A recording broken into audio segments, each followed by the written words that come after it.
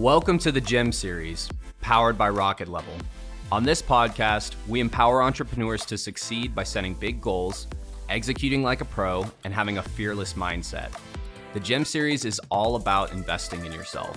We're here to share the path to getting what you want out of life by sharing the stories of entrepreneurs who have done this themselves, providing thorough research from our team on what careers and habits are yielding the best results, and discussing the mindset it takes to overcome the obstacles that all future entrepreneurs will face. Investing in yourself starts with putting in the work every single day, and this podcast is here to help you do exactly that. My name is Blake Chapman. I'm the Vice President of the Ambassador Program here at RocketLevel, and I am thrilled to be your host for the G.E.M.Series. All right, everybody. Welcome to another episode of the G.E.M.Series. Today, I have got Celine on the show. Celine, how are you doing? Doing well. Thanks for having me.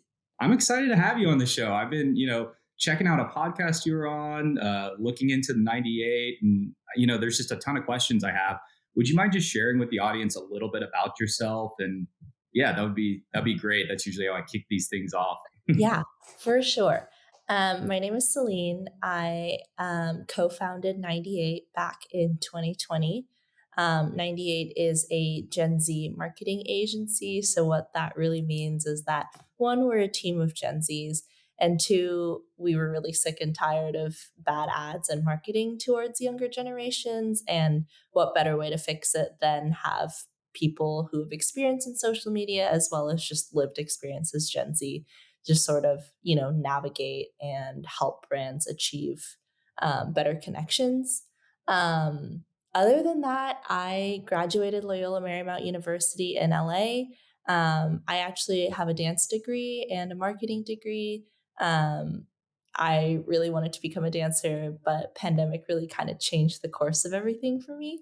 So I never expected to, one, be in marketing like full time, and two, own my own marketing agency. I've lived in 4 countries now, and I love pugs. That's amazing. Thank you. What 4 countries? I've spent a lot of time in Malaysia, China, Indonesia, and then obviously the US when I went to college there. Okay, that's so cool. And right now, you just told me you're over in Malaysia right now, right? Yes. What time is it there? Just out of curiosity. I don't think I asked that. It's 10. 10 o'clock. PM. All right. 10 p.m. All right. Yes. So it reminds me, do you remember the Oreo commercial back in the day where the dad was like, he was like traveling for like business or something, and he was in Tokyo and the son was back in the States. And then every night the son would be like, "Good morning, Dad." And then the son would be like, "Good night." I don't know why that one has stuck with me for so long. And I'm always like, I love that commercial. But no, I'm super pumped to get to talk to you a little bit. I want to know, like, growing up, was the vision always like, were you working your whole life to be a dancer, or what was growing up like for you?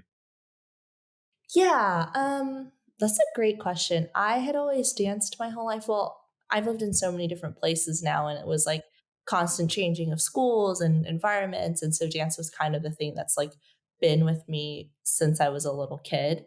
Yeah.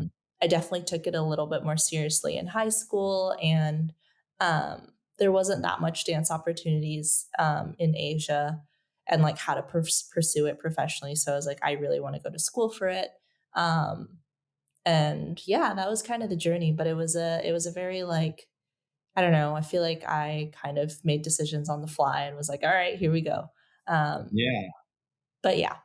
It sounds like you've always been kind of a self-starter, wanting to like figure out new things and go after that. And I see that a lot whenever I meet other, entrepreneurs that are just curious about like, I guess what I'm getting at is it's just interesting how we end up in these places whenever you just like kind of trust what's in front of you. So going into school and getting your marketing degree, were you like, yeah, I know you said you had this balance. Like what were you feeling like at that time? Like, I'm sure it was kind of hard because I play music, and there was a season of life where I was like, this is what I'm going to do. This is my thing. And then I ended up being like, oh, it turns out I love marketing and I love doing this stuff. So yeah, what was that experience like for you or that season of life? Yeah, I mean, For starters, I got my marketing degree because my parents were like, "Oh, well, we're only going to pay for school if you pick a real degree." Um, Take that with a grain of salt, or however you want to interpret that. So that was kind of what I went in with the mission of like, "Hey, my parents will pay for school if I did Hey, marketing." Um, but I mean, I was part of a program at LMU called the M School, which was a specific track for like advertising and more like creative strategy. Um, and I honestly applied because everyone around me was applying for it. And that definitely did pique my interest once I got in the program. I was like, oh, this is actually really cool. It's exciting. I did a couple marketing internships. Like, I didn't want to shut the door, but I was definitely like primarily focusing on dance and, auditions, rehearsals, performances, and all that jazz. No pun intended. But I definitely like it all came down to discipline. Like, how do I do both things? How do I, try and excel at both things and have a social life? And I feel like I definitely got all three. I got my 2 degrees, which I love dearly, and I still got the college experience I wanted. So I wouldn't change anything. yeah, and I think I was listening to a podcast. I mean, you knew like the founders, like you all were friends, right? Before starting 98. Yes. So we all came from this program, the M School, which is what I just mentioned. Um, but Gia, who is one of the other co-founders, and I are actually best friends. That's so cool. We met on the very first day of orientation. So that's like the journey that we've been through together of like meeting each other for the first time, being college friends and roommates and best friends, and then starting this whole thing together. So that has been a whirlwind of a journey for us. Yeah, I can imagine. It's also, I feel like it's really cool to be able to strike that balance between, I don't know, sometimes corporate environments or work environments can get like overly clinical and you don't get to actually like look at somebody and be like, hey, are you actually doing okay? Or like know anything about their life. So having friends in there, I feel like probably fosters a culture of everybody wanting to have each other's back and see how you're doing. Because I mean, wellness is key for a Mhm. business being able to thrive, anyways. Have you seen any of that kind of trickle in from having that kind of friendship Yeah, aspect? I mean, I think everyone always says, like, don't ever start a business or go into business with your friends. And to an extent, it's true. And to an extent, like, exactly to your point, like, having a friend who understands and knows what you're going through is a really, really comforting experience. We set really, really strict boundaries for ourselves. So we keep like all work related things on Slack and then personal things, on text. We do our very, very best never to like bleed conversations into either platforms. And I think, yeah, I think as long as you have boundaries, like it won't affect your friendship. Um, and I think like people always ask like, oh, like has it made you grown apart or together? And kind of neither. Like we're bound to have disagreements in the workplace. That's how decisions get made is people, having opinions. But like if we do disagree, like it doesn't bleed into our personal lives. And we both know it's like a business decision and not really like a personal attack or defense mechanism. That's really cool. I mean, such a good learning. I don't know. I feel like it's just outside of learning like something just for your business, it's also probably just healthy for like relationships in general and learning how to, I don't know, operate with people you care about in a productive and healthy way, which I think is pretty cool.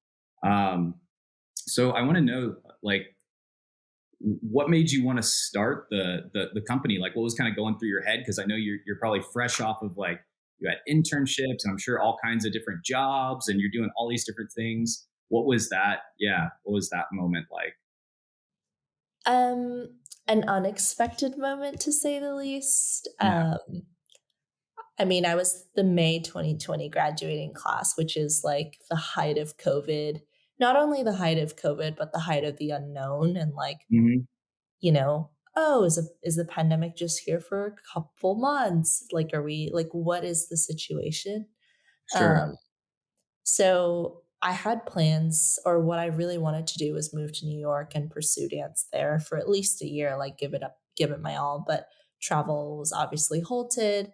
And we had one of the professors in the program being like, hey, if any of you want to start your own agency or start your own thing, like I'll mentor you. And Whoa. so this idea sort of like floated around between a couple people in the program. The program's small, like 25 people. And I was like, cool, like I'm bored. I don't have a plan. I don't have a job.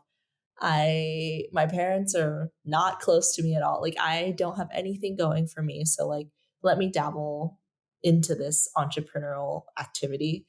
But I will guarantee you that if you ask any of the co-founders, we all thought this was just going to be like a little side thing to carry us over the pandemic, thinking it was like 5 months at most. And little by little it grew, and little by little the pandemic never ended.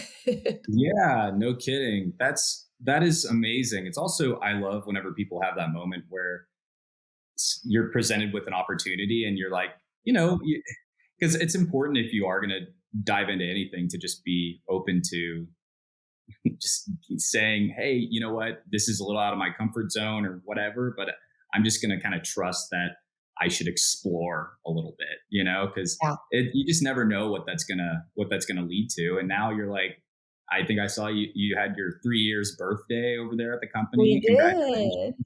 amazing. Um, you know, time flies by really fast. It's crazy, and you know, done all these campaigns, and I don't know. I think that's really really neat. Um, so as you were starting this, did you have any kind of like nerves going into it, or like were you afraid of it? I mean, I guess it almost sounds like maybe initially you weren't even feeling the pressure of it because you all were like, this is kind of like a project for us that we're going to explore and kind of mess around with. Is that I don't want to put words in your mouth though. No, it's exactly that because again, this program that we were in was very intense and real life training for like pitches and presentations. So like anytime Yeah. we ever got quote a piece of work at the early stages of 98, it was like project mode. We were so like fixated on doing a really good job. And I would say that none of us really had the quote business hat. None of us knew anything about pricing strategy or I don't know, for incorporating a company, like any of that stuff Yeah. was definitely an on the fly, Google the crap out of it and talk to random people. And that was that. So I think like we were all really just like eager to have something to do, and something that came, I want to say a little bit naturally to us because of, you know, the type of education we got. But definitely navigating the business realm was just quite a learning experience altogether. Yeah, I can imagine. Tell me, so yeah, what was your first moment where you're like, oh, this is like real right now? Like, do you have any of those I moments? mean, a couple, and I think I would say like the topic of Gen Z today in 2023 and probably late 2022, like Gen Z sort of just came into the media, Yeah, like really, really head on. Like everyone wanted to talk about Gen Zs. Um, but I would say in 2020, like that was definitely not the case. We still had the very strong like kid mentality or this is just an entitled generation or they don't know what they're doing. So I think we faced a lot of that in our early stages. And like obviously I've had experience public speaking and whatnot, but I've never really had the experience of talking to a CMO or a sure. group account Yeah, director of something. I was 21, like I literally had no clue what I was doing. So it was a very big fake it or make it moment. totally. Um, and it wasn't like, oh, this is for a grade. Like this is someone would pay me to do this situation. So I think that was a really big moment for us. And I will always remember our very first pitch, which we did in collaboration with another agency. Myself and someone else from 98 were kind of like the spokespeople. And I remember just like, I have no idea what I ever did to deserve or like what universe allowed me to just be here with like three C-suite title folks on the other end. Like I was so nervous. I was like power posing and yeah, that was a very, very like, holy crap, we're doing this moment. Totally. No, that's it is like a daunting experience whenever you have that first time, because that's the thing. Like I remember, yeah, the first time I pitched to like a C-suite level people, I was like, oh my gosh. And then you end up talking to everybody and you're like, everybody's kind of on a similar Yeah. wavelength at the end of the day, like we have different jobs we do, but it is like it's such a daunting feeling, but it's also really exciting because I'm sure that you all were like, oh my gosh, like what we're doing presents a lot of value. And people are starting to see that. And with Gen Z advertising and marketing in particular, I'm like, I personally am seeing it's really starting to take off, Yep. from what I'm noticing anyways. And it's some of my like favorite marketing and advertising because it's some of the most like, I don't know, like it, I've always been somebody who like I don't maybe I don't want to speak to Gen Z advertising because that's not my my level of expertise. But what would you say maybe from your perspective are some of the characteristics of what is Gen Z advertising or marketing, and how do you kind of define that? I guess Um, that's packed. it is. I know because there's all kinds of levels. Because I know I'm like a very simple level. I'm like, oh yeah, like I don't know. There's like quirked up humor out here that's like, oh my gosh, that's a little like left field or whatever. And then there's I don't know. There's a lot to it, but I'd love to hear even just a little bit of what you've run Yeah. into.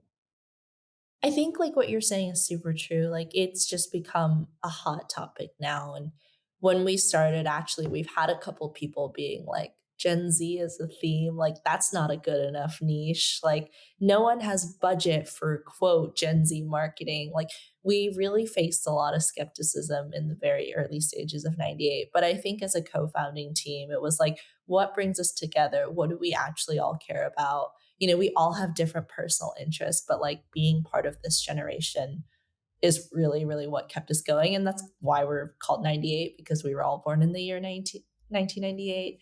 Awesome. So it was really important for us to represent this generation. Um, and I would say, like, what defines Gen Z marketing, especially for us as an agency, our sort of main special bucket here is social media marketing as well as influencer marketing. Reasons being because we were on social media all the time. Yeah. Yeah. Um, it's not like I downloaded Instagram because I'm a social media manager and I need it for work. It's like we've grown up with it, we've lived with it. Like we understand it on like a mastery and expertise level that like can't really be trained or taught. Totally. Um, and then the second thing is like I think a lot of, you know, how do I explain this? Like marketers, textbook marketers feel like we can just categorize people and generations into just like a statistical fact. And I think Gen Z especially has really, really like pushed those boundaries. We have like you can't just be like, I'm a Gen Z that's into fashion. It's like I'm a Gen Z that's into fashion, but specifically thrifting and specifically the disco era or whatever. Like we are so, so niche in our audience. Um, that I think that a lot of brands struggle to actually understand like Gen Z on the way that we feel like we need to be loved Yeah. by brands and marketing. That's so cool to think about too, because I mean, now you have the power to market Right. that way too, which is like something that folks need to consider a lot more. Also, I was kind of thinking with Gen Z marketing, do you consider Gen Z marketing for Gen Zs, or do you consider Gen Z marketing also marketing by Gen Z? You know what I mean? Like that aligns with something that, like, it's the output of Gen Z as well. Yeah, no, I think it's both. So what we're seeing right now is that obviously like more Gen Zs are entering the workforce. And with different teams that we work with, I feel like there's always a token Gen Z on everyone's team. And it's like that person That's said yeah, true. this, and therefore all Gen Zs think this. And we're always like, let's rein it in, like awesome that we have Gen Z representation, but one person definitely doesn't represent, this entire generation. So we really like to go in being that Gen Z sounding board. We have the Koi Pond, which is kind of our Gen Z collective. Um, like I think we're at 500 plus Gen Zs now who What? often So how do um, you connect? Yeah, what are y'all? Is this all just like over the years, and do you have like a group chat somewhere, or how do you? it's an email list, as well as a Discord server for people who want to engage Great. and like have more of a community feeling. But for a functional part, it is an email list where we send surveys or, call out for focus groups and interviews and really, really trying to push brands and clients to be like, talk to more people. Don't say you don't know any Gen Zs because that's kind of what we're here for. So yeah, to your point, it is a product of Gen Z sounding boards and input, um, in order to hit the right notes for their target Gen Z audience. Cool. That is amazing. I mean, I know that that's exciting to hear 500 people too that are like all getting to bounce ideas off of each other and feel supported. And I think that's incredible and super useful. I'm gonna like get a fake birth certificate and join soon. I'll be like, oh yeah, I was born in '99. We've had But like 1976 people try to join. really, that's hilarious. And you're like, you're like, Yeah. okay, I think you might be a little mixed up, but we wish you all the best. Absolutely. Um, so how do you, I was going to say, like, I'm sure that dance as a passion of yours has never left your mind. Like, have you found ways to integrate that into life right now? And So, a number of you have probably seen the words rocket level thrown around a little bit here and there, and I wanted to take a moment just to explain what that is. So, the G.E.M.Series comes from RocketLevel, who is somebody that I work with directly. And RocketLevel is a marketing technology company that specializes in meeting the unique needs of small and medium sized businesses. So, over the years, through strategic collaborations with national brands, franchise groups, and local partners, RocketLevel has become a trusted ally for SMBs operating in the market. And right now, RocketLevel's primary focus is to provide a comprehensive range of marketing solutions for SMBs, including website development, SEO, paid ads, email marketing, social media management, and just about anything you can think of. By offering a done-for-you approach, RocketLevel takes care of all aspects of digital marketing, allowing SMBs to focus on their core business operations. I know that everybody talks about this all the time. It's so hard to focus on the fulfillment side of things, and been an absolute honor getting to partner with RocketLevel throughout the years and be able to see them provide a solution for people that maybe don't have the talent right now, maybe don't have the time, and maybe don't have the playbook or the tools available. It truly is buttoned up in such a way that you can give somebody your high level objectives and get this stuff knocked out. So if you're curious, you should definitely give us a shout. I'm sure that dance as a passion of yours has never left your mind. Like, have you found ways to integrate that into life right now? And like, how Yeah. do you strike that balance? So I am a dance teacher, part-time dance teacher, and Cool. I still produce work, work at a studio and my old high school actually. So kind of still doing freelance on that side. I definitely want to get back into it full time at some point, perhaps with different goals and visions, perhaps probably leaning more in the education side because that was such a big part of like, what made me who I am today. Yeah. Um, but I have my daily dose of, teaching and stuff almost every day, so I love it. That's amazing. And you kind of touched on, it sounds like a lot of members of your team are multifaceted in that way too. Like, do you notice that members of your team are also on their own, like they have other passions that they get to pursue as well? Yeah, I mean, I think everyone has their own niche of some capacity. Um, People always I mean, like, I love to dance and be involved in the dance world, um, you know, regardless of 98 or not. I'm, like, very lucky to still be able to monetize my passion right now. Yeah, Um And yeah, like, monetize or not, like, it's definitely something I wouldn't give up, and it would be something that's always gonna be part of, like, my, daily or weekly regimen. totally, totally. And is it something that you feel like? because I don't know. I just feel like sometimes it's important for people to have that balance of something else that Yeah.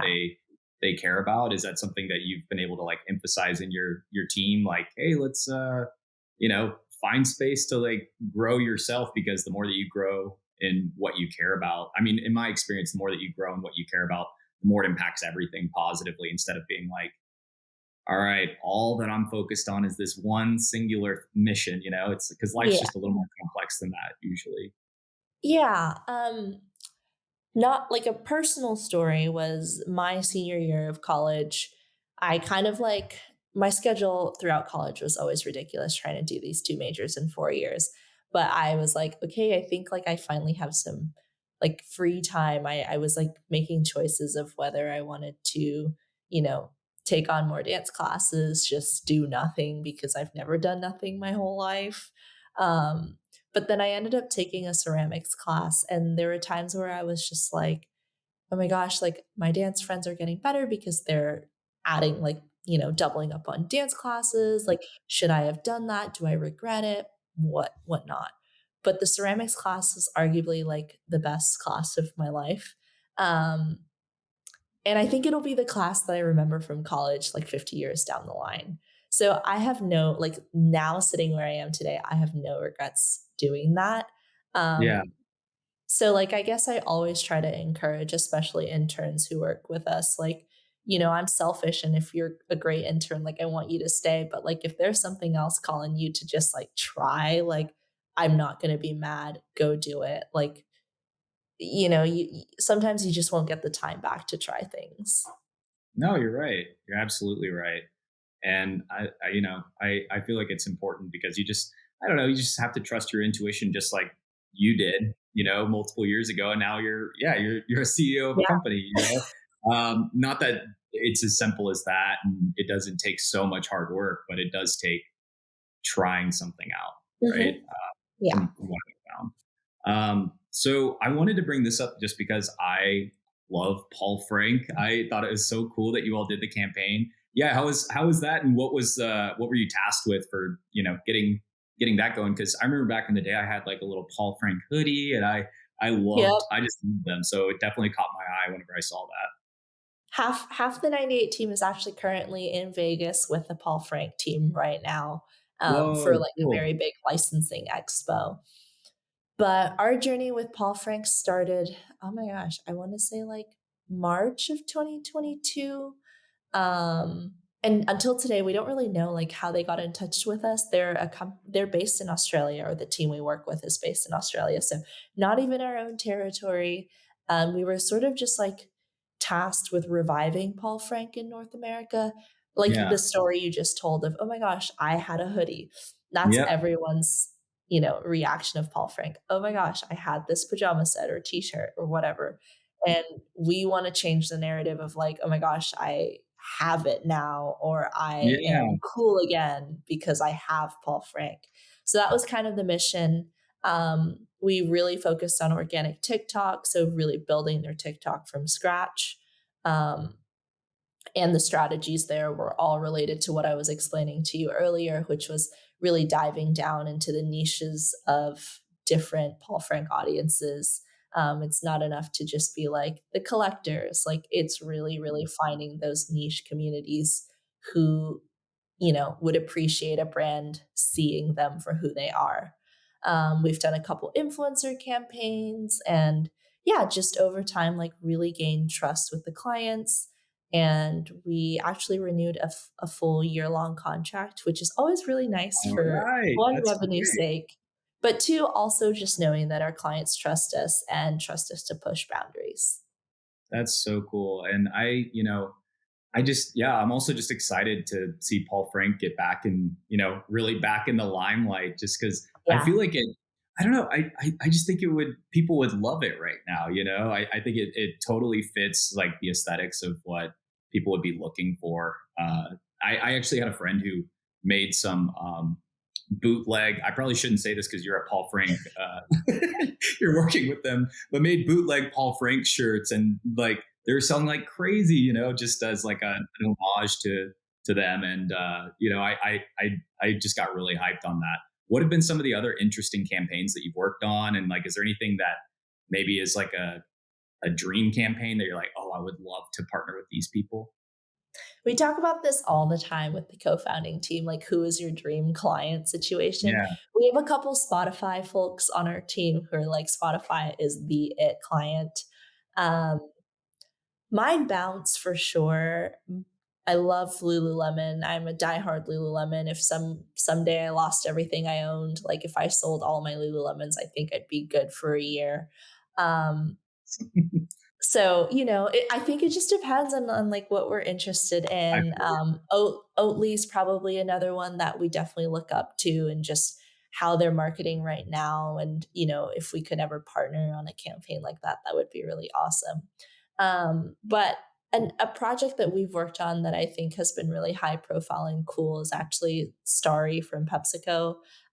We were brought on in a very, very early stage when it was like super hush hush, and so just being able to see the evolution of that product and that launch and where it is today is really rewarding. No, that is, I would imagine, extremely rewarding.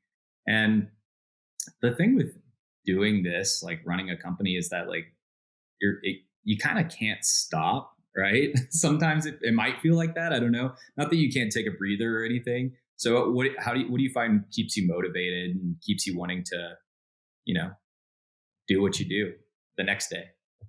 That is a great question.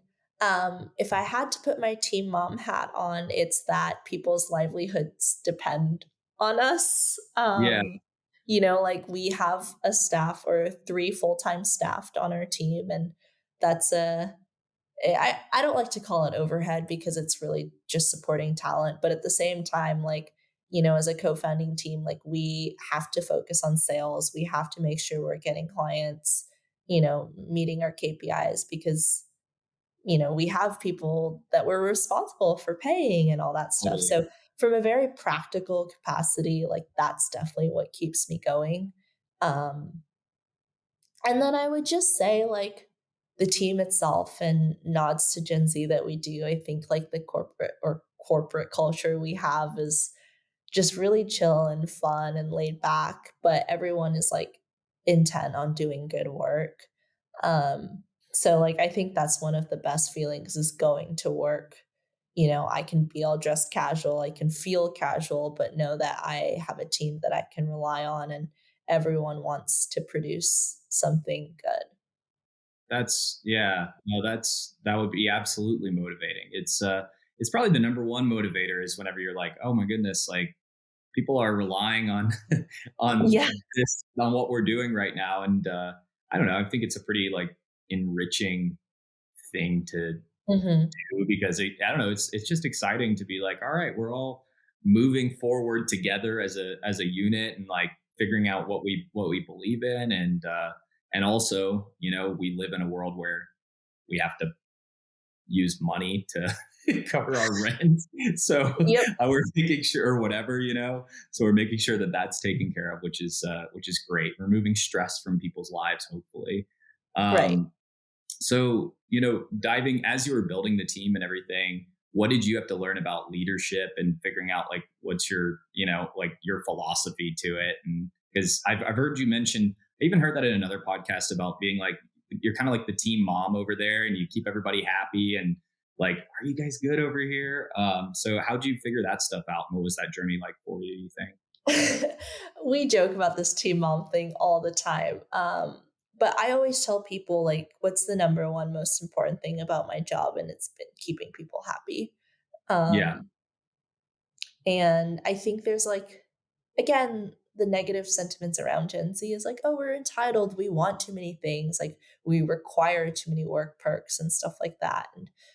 And to an extent, yeah, we do want a better, work environment. But at the same time, like I'm really blessed to have a team who is so eager to work hard and put in the time and like, be able to give it their all in their task and be willing to try and wear multiple hats. So I always like tell people like don't count Gen Z's out. Like, if it's the right work or the right, environment, like we will put in our best foot forward. So I think that's kind of like one of the key things I think about. And leadership in general, like we're a fully remote company. People always ask, where's your HQ? And I'm like, zoom.com. And so, you really have to learn how to command a screen, like both with your clients as well as like your team. How do you brainstorm? How do you keep organized? Adding the layer two for us with time zones. Like we have clients everywhere and, people are free to travel. So I think it just comes down to structure. Yeah. Making sure that we're all communicating well. And then we do fun, silly things with our team to make it feel more like a closed community. We have kudos Wednesdays, so we, drop in a kudos of some capacity. And then we do high-low buffaloes every day. So drop in your high, your low, and then buffalo being the fun fact. It sounds real silly, but like I think that's a great way to get to know people on a personal level because some people will write real long buffaloes about something random and weird. Um, and just like feel like, yes, you're my coworker, but you're also potentially a friend. Yeah, no, for sure. I love the high low buffalo idea. I think that's great. We where I work over here, we use the stand up, method. Yep. And, for a while it was cool. I saw the team, they had a long standing handshake where they wanted to add one move every single day. So it got Oh, to the point cool. where it was like, I think they got to 87 moves of like the handshake took 87. It was like a 87 sequence It's handshake. And I was like, choreography. it was amazing. Yeah, it was pretty incredible. But yeah, it's funny how little stuff like that just like totally changes the energy of your day and like makes your team feel like, all right, I can like be myself, here and Exactly. bring my best self into the equation. So no, I totally love that. And I know you've already kind of touched on some of this, but why do you think people generalize Gen Z so much? Like, I feel like there is like over the years, I've heard people being like, oh, Gen Z is put into this from your perspective. Why do you think people have done that? Is it just because they don't know yet and Gen Z is newer in the workforce and they haven't gotten to experience it? Or I don't know. I just like your take on it. If I think it's for a multitude of reasons. I think like whenever a new generation emerges, there's like everyone's got to gossip. Everyone has to have That's chatter true. about something. So I think, we tend to do that when new things happen or change happens. But I think it's been particularly increased with Gen Zs because there's so many things that we do are so incredibly different from a previous generation. And like, I'm very, not to say that other generations can't be tech savvy, but the reason we operate so well on Zoom because, we don't really face technological issues or deficiencies with teammates. Like it is so second nature to us. It is swift, it is easy. And perhaps it's jealousy from other generations or it's just like Totally. I don't understand, you know even until today my mom's always like, how do you go to work in your pajamas? I'm like, because I can. Like, who is going to judge me? Yeah, I think it's just the value shifting. um and I also think that, with social media and the rise of technology, we're able to share and voice opinions at a much faster and more collective rate. yeah, And I think that really makes people, feel like we're on something or, we just have an amplified voice and I think in a very good way. But obviously totally. that can cause controversies with other generations and form stereotypes against Gen Zs. But like I think we're going to be a generation that actualizes change at a much faster rate than anyone else. So that's really exciting to be a part I of. think it's super exciting. And it's so cool to me because having that level of literacy, not only Yeah, obviously in technology, specifically is something that is going to allow people to, I don't know, just not have to deal with like training and figuring out yeah, all of these different aspects of how to actually effectively, do your job. But then also what it does, what I've seen, and I'm a millennial, so I might be talking out of my ass a little bit, but I've just noticed that it seems like Gen Z does a really good job of identifying what the drain is of something that's like unproductive, not very productive, and being like, I'm not really worried about that because I think we can recognize that that's not like driving impact. And I'm just Yeah. going to put my energy into something that is like actually is impactful or like Yeah. healthy for me or my team or whatever, which Yeah. I was like, I don't know. I'm like taking notes always. I'm like, this is great. I love how I'm talking about we're good at technology and I couldn't figure out how to log on to this podcast for like 5 minutes. No, Um, hey, I'm dealing with I use this platform all the time and I'm like there's little things here and there. So yeah. But I think just in general too, like we have a no bullshit radar. yeah, So I think perhaps in the past, if a superior is telling you like, here's my idea, blah, blah, blah, blah, blah, as a subordinate, you're just like, cool, like I'm gonna follow along with it. But I think we have a little bit more of a challenger mentality if like someone brings up an idea and it's like, so far off the mark, like we're just going to call it out. yeah, So I which is feel like it great. makes people uncomfortable, but will we achieve, like you said, things more efficiently and in the manner we actually want to say and like cut out the fluff? Like I think we can do that. 100%. Dang, that's I'm so glad we got to have this conversation, Celine. Yeah. I'm pumped to get to go through all of this. Is there anything that you would like to say to folks that are considering becoming an entrepreneur and uh, fit in? They're like in Gen Z and they're wanting to find, because I know you mentioned the koi pond. Like, is there any advice or things that you would recommend for them? Yeah, I mean, my whole thing, given like my many interests in life, is to try things. Um, like I hate using the word personal brand, but something that like is important to my personal brand is interdisciplinary learning. I seriously attribute a lot of my work ethic, organization, and just like ability to think quickly from dance. And then, even though I don't dance full time today, like it is so impactful in my current life. So yeah, I guess like don't shy away to new things. Not knowing something is not a good enough reason to not try. Yeah, Um, totally. you'll learn as you go.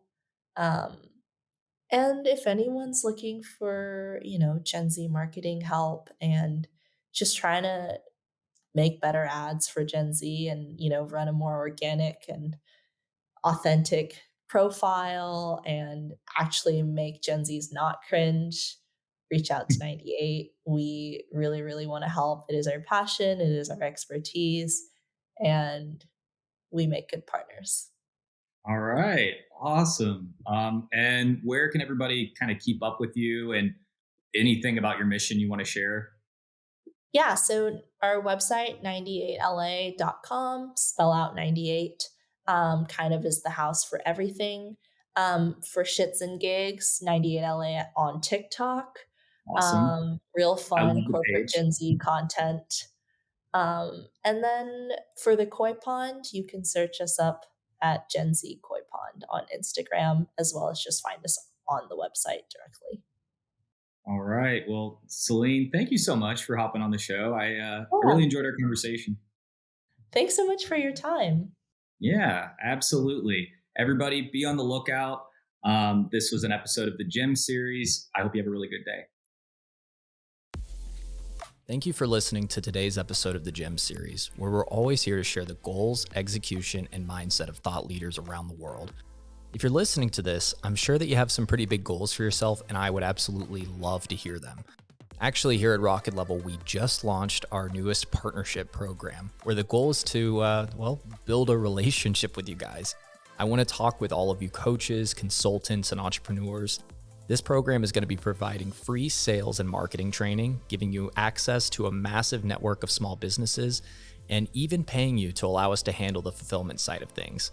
Over the last 20 years, we've been able to learn a lot about how to handle digital marketing for a small business. And frankly, we want to pass that along. After working with business coaches and consultants all over the world, we decided let's make it formal. Let's make this thing happen. So if you're at all curious, check out the links attached and please reach out directly. I would love to meet you all. Remember, I'm always a email, text, phone call, or DM away. Everybody, remember to be awesome and do awesome things. A whole lot more coming soon. Take care.